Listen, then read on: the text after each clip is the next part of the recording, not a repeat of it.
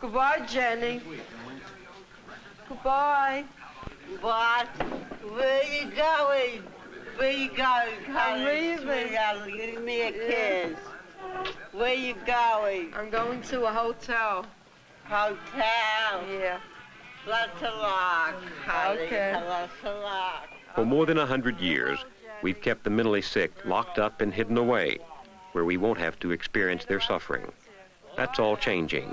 Mental hospitals in the United States have emptied their wards by 2/3, releasing all but the most seriously ill to come back and live among us. Do you think that you can cope outside? Oh, definitely. What would it I take? didn't think at first that I could cope in here. And if you can cope with this, you can cope with anything.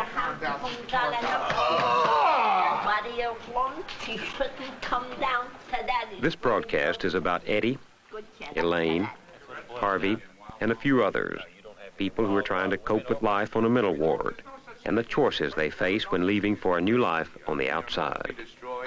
Consistently, for the past couple of weeks, you've been coming in here and explaining to me that you feel it's unfair, no one is doing anything about your discharge. Exactly. I mean, I want to go back to my parents. I know that would never happen as long as I live, and that's what's hurting me. But for God's sake, you understand my point. I've been through goddamn hell.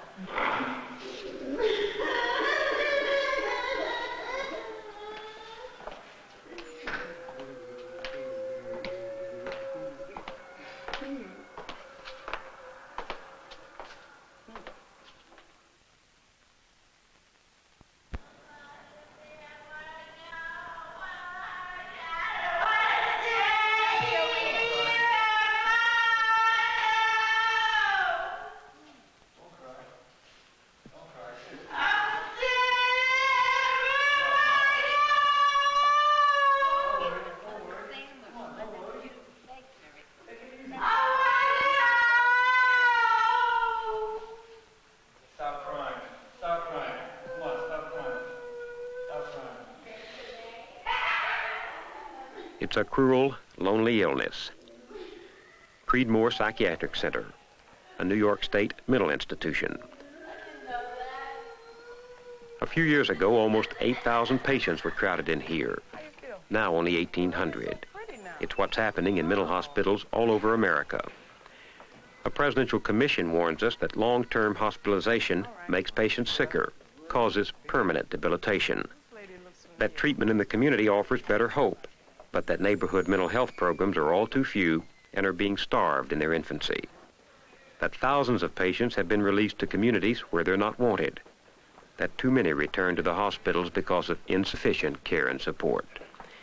And that a growing number of us, perhaps 15%, are in need of mental care. Is this home for you? Home for me in the daytime. Thank you.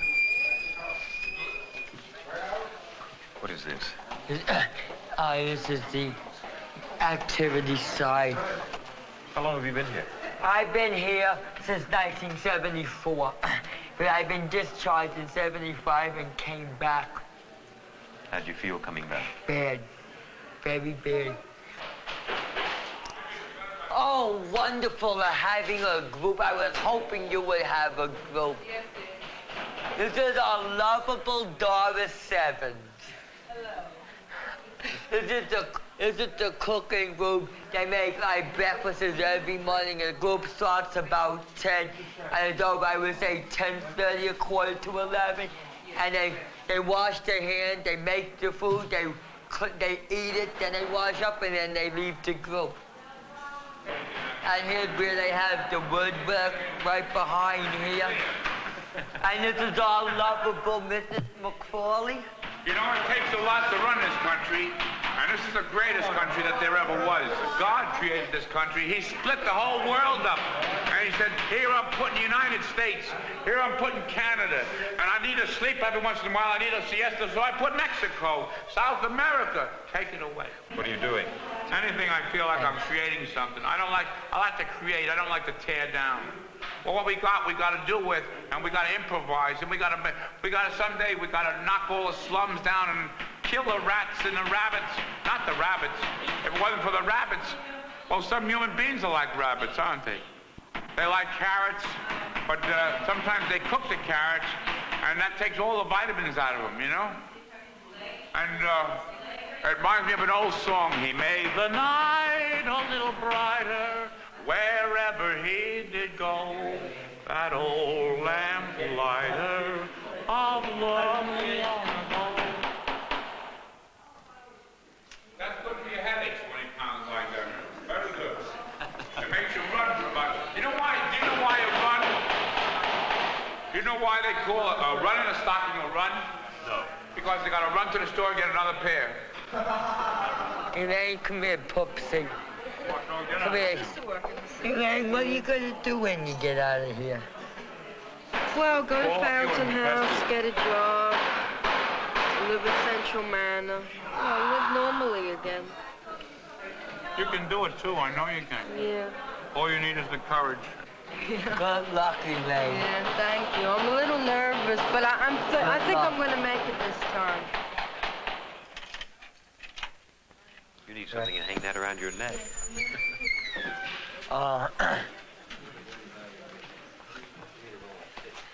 The woman who does off at the door, Joanne Moore, she's the treatment team leader. Tell me about this place from your standpoint. You see a lot coming back? Well, there are enough patients that do return because of the medication problems or because the supports in the community are not sufficient enough for them. Does that discourage you? No. You just keep on. Yeah. It's better for them to be out for a little while than to just be in here continuously. Really, even if people only last 6 months out and then come back, it's still far better. Why is that? To be out. Because after you're here a long time, you really can become very institutionalized.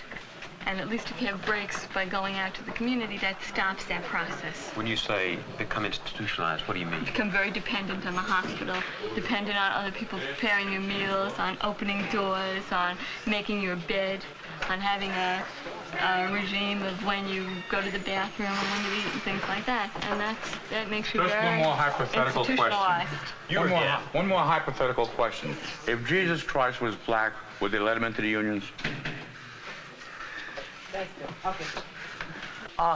Right over here we have quiet room. It's really called secluded, but they call it quiet. We have 2 of them. But it's used for this, if a patient gets violent or upset, first the staff tries to talk them to calm them down. If that doesn't work, they're forced to give them a needle and lock them up in here till they calm down. Once the staff feels they're calmed down enough to come out, then they open the door and they let them out. But if they act up again, then they just go right back in. There's nothing in there. Exactly.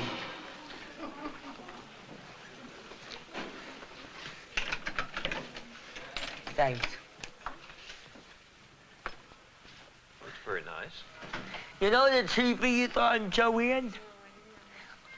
They have a TV in the male dormitory and a TV in the female dormitory. No females are allowed in the men's dormitory, and no men are allowed in the female dormitory. But who in the hell listens to orders? Well, that's the same inside and outside. All right, come here. Do you ever get the feeling, I just got to get out of here? Yeah, very often. Very often.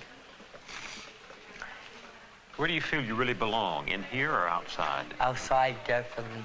The staff still feels I'm not ready for a discharge. That's another thing that really gets me mad. Because, I should be the first one to know when I'm ready to leave. But I should know how I feel. And I feel I'm ready. In fact, I feel I'm ready to leave today. But the fact is, I have no place to go. One of the things we hear is that when people like you leave, a lot of people mistreat them, say things and make it hard on you. How are they going to know how is it? I look at it this way. How is the people on the outside going to know that I'm a patient in Creedmore unless I advertise or unless I start acting crazy? I act perfectly normal on the outside. Well, you do in here, too, as far as I can tell. You don't know me that well, Bill. Macaroni and cheese. Yeah, I like it. Are you gonna eat? Yes. Oh, good. With you. Beautiful. I'm honored. That's right. I'm not gonna taste soup, sweetheart. Very good. Okay, here.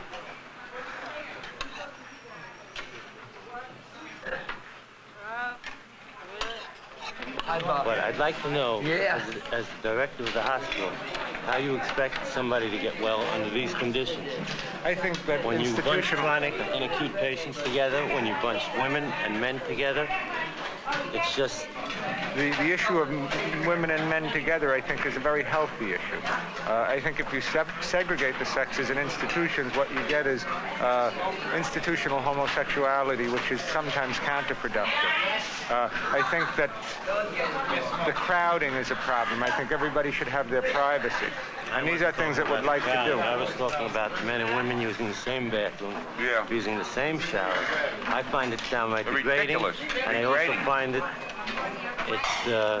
it makes me have other problems aside from what I came here. Well, I can understand that. You see, I have certain restraints I have to work under. I have a certain budget I have to work under, certain regulations, and sometimes those impede improving the facility. I can't even talk to you if you let this go on. I mean, I have to sit here, the first day I came here, with people grabbing my food off my tray, with people taking their clothing off in the dining room. In the dining room in front of everybody. And it's not the staff's fault. No, we have a beautiful there are staff. two lights there. But there are far too many patients and far too little staff. Yep. And you're yelling budget. I'm yelling that it's a criminal act, because if I'd get hurt here, you'd have a class action suit that would make your hair Well, stand. it'll be thrown out of court or settled before They that. can no longer say that they're not aware of the program, of the problem here. I'm making you aware. I've been aware of it. Excuse me, sir. Do you know what motel is spelled backwards? No, sir. Let him.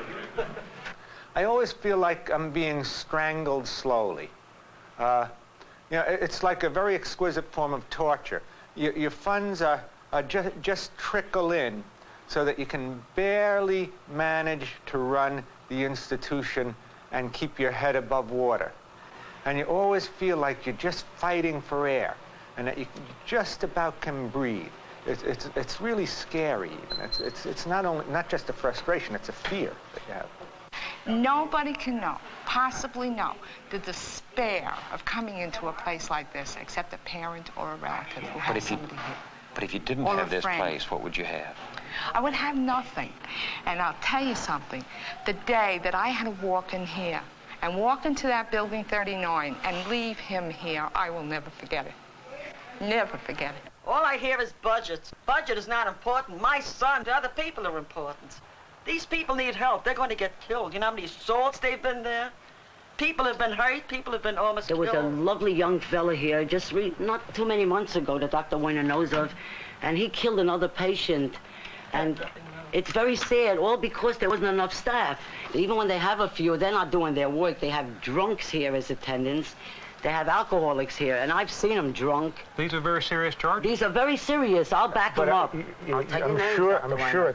I'm sure you you can. don't want the But I'm names sure right at the now. same time, you know that there are some very, very dedicated and I'll good give you environments. names. If you want names of good ones, I can run them off for you. But there's not enough. They have 66 patients on this ward, and they're all running around here. Now, I'm here a lot, Mr. Moyers. I love my son dearly. 19 years he's been here. I've had a daughter that was murdered, too, on the streets of New York. So I've had my share. I want to get action for my boy before I die. Have you had employees about whom there have been complaints such as these, whom you were forced to keep? Yes. Yes. Many?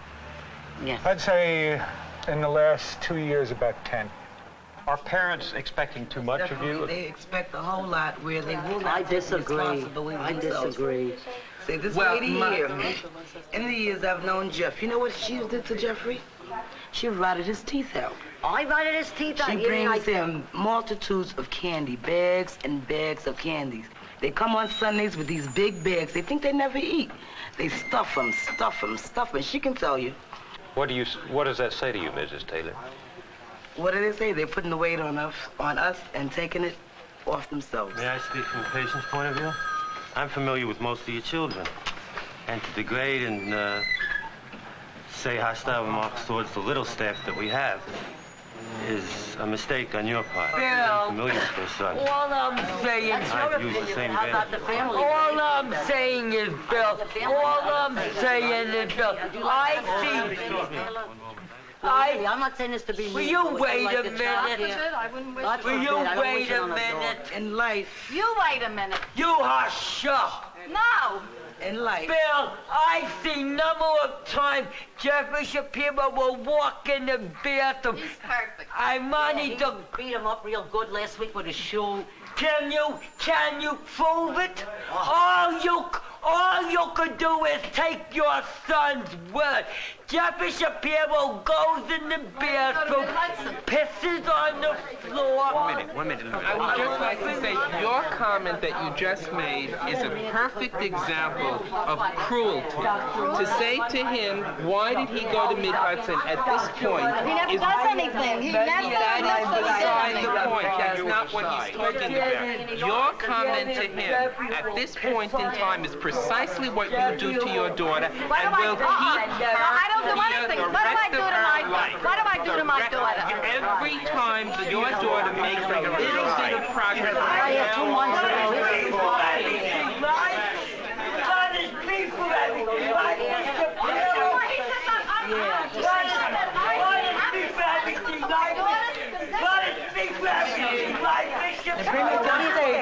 And then they want us to perform miracles. There's no patience. We are nothing but babysitters. But when you have a job, We're nothing but babysitters. You wouldn't have a job. We're not a policeman. We're nothing but babysitters. That's all we are. It's tough babysitters too, believe me. Sure. Don't think I don't know in this day. I have a mark right here on my leg where your son kicked me. Right here. I can show you a mark on my eye where your son hit me in my eye with a shoe. That's right. For some of these conditions and situations, are there answers? No, some there aren't today. And that's the hope. The hope is that there'll be answers tomorrow. From where? From better science. But in the meantime? In the meantime, they just got to wait, and that's the frustration you're seeing in these families. Because they've heard about so many other people getting better, and they say, why doesn't my kid get better? What are they doing wrong? What am I doing wrong? Which is even more frightening to them. And then what are they doing wrong? And it may be that nobody's doing anything wrong, but that they're just not getting better, and that's sad. I have famous style of milk, grapes, oranges. I had a tuna sandwich and 2 different types of donuts. For him? I love him so much, Mr. Moyers. I would give my life for him. I can't go on vacation. I can't sleep nights. I hear his voice sometimes. I think they heard him. He came home last week. He had a black eye a whole week. One of the attendants beat him up. And they said they didn't see his black eye, but I saw it. I take him home weekends. He gives me a hard time there. I mean, he burns things and my other children don't want him there. And he does wet the floor. His toilet habits are very, very bad. But I blame them because they don't care what they do. He comes home, he isn't even wearing shorts, no underwear, no shorts. I mean, how can a guy close a zipper on his fly or... I mean, he's sick. He can go into a bathroom and do a lot of damage without undershorts under his pants, really. And my children don't want to know anything of him. Well, I've seen Jeffrey. I really should have been working on it. Your other children don't have anything to do with it? No, I only have 2 left. Only my girl that was murdered. She truly loved him. She used to come. I have one boy at home. He's a teenager, and he doesn't want to put up with him. He doesn't want his friends to see him, man. Good luck to you. Good luck to you. You're a doll.